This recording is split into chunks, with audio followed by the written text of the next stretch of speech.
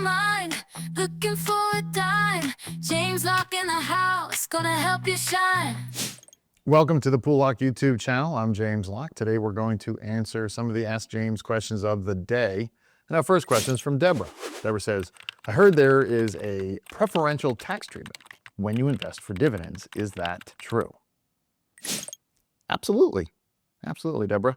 There is preferential tax treatment when you invest for dividends. And it's really a key aspect to consider in retirement planning, especially as most people do in retirement. They're focusing on income with reduced risk and volatility.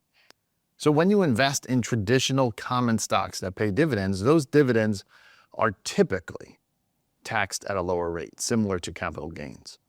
This can be advantageous because it means you keep more of your investment income. However, it's essential to note that not all dividend-paying investments receive this preferential treatment. For instance, preferred stocks and certain types of investments like business development companies, BDCs, and real estate investment trusts, REITs, often distribute dividends that are taxed as ordinary income. So this distinction is important because ordinary income tax rates can be higher than capital gains tax rates, potentially reducing your after-tax income. Now that said, for most garden variety common stocks, the dividends you receive are indeed treated favorably. This makes common stocks a popular choice for investors seeking income in retirement while benefiting from reduced tax liabilities compared to other types of investment income. Now, it's also worth considering the overall tax efficiency of your investment portfolio, especially if you have a mix of taxable and tax-advantaged accounts like IRAs, 401ks. Strategically allocating dividend-paying stocks and other income-generating investments across the accounts can help optimize your tax situation in retirement. So kind of wrapping it up, investing for dividends can provide a reliable income stream in retirement. That will also have the added benefit of potentially favorable tax treatment.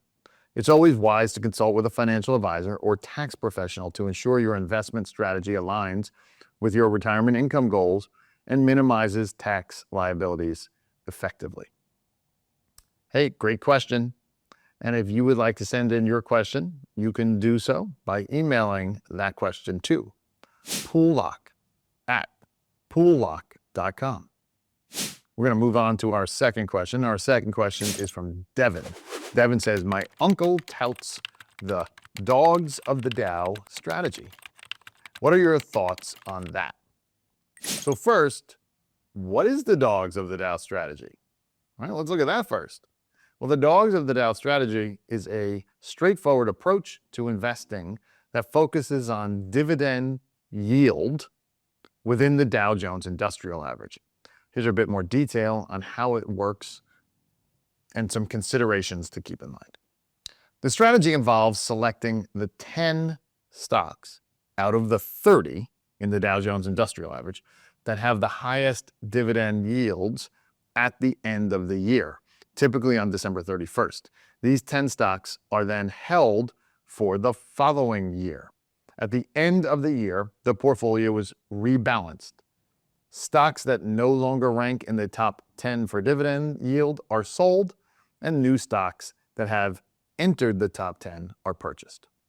Now, one of the main appeals of the dogs of the Dow strategy is its simplicity. It doesn't require in-depth financial analysis or market timing skills, making it acceptable for many investors. However, there are a few important considerations to keep in mind before adopting this strategy. First, diversification is a crucial factor in any investment strategy. By focusing solely on 10 stocks from the Dow, you may not achieve sufficient diversification to mitigate risk effectively.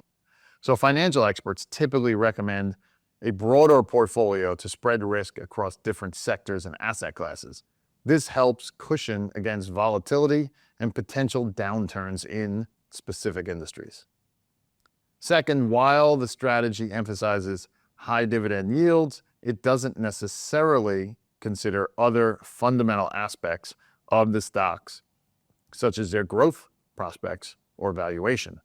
Stocks with high dividend yields may sometimes be indicative of companies facing challenges or nearing the end of their growth phase. Therefore, investing solely based on dividend yield without considering the overall health and growth potential of the company, that could expose investors to additional risks. Moreover, the performance of the dogs of the Dow strategy can vary depending on market conditions and economic cycles. Stocks that consistently rank high in dividend yield may not always outperform the broader market or other strategies over the long run. So, wrapping it up, in conclusion, while the dogs of the Dow strategy offers a straightforward method to potentially capture high dividend yields from established companies, investors should approach it with caution. It's important to balance income generation with risk management and diversification. So consider consulting with a financial advisor to tailor an investment approach that aligns with your retirement income goals while mitigating those risks effectively. Great questions today. As always, if you want to send in your question for us to answer, you can do so. You can email that question to Poole Locke at poollocke.com. And if you like what you heard today, go ahead, like and subscribe to our channel. I'm James Locke, your retirement income source, and I'll see you next time.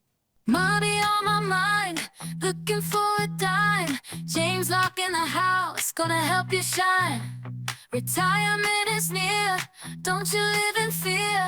Listen up, my friend, let me make it clear.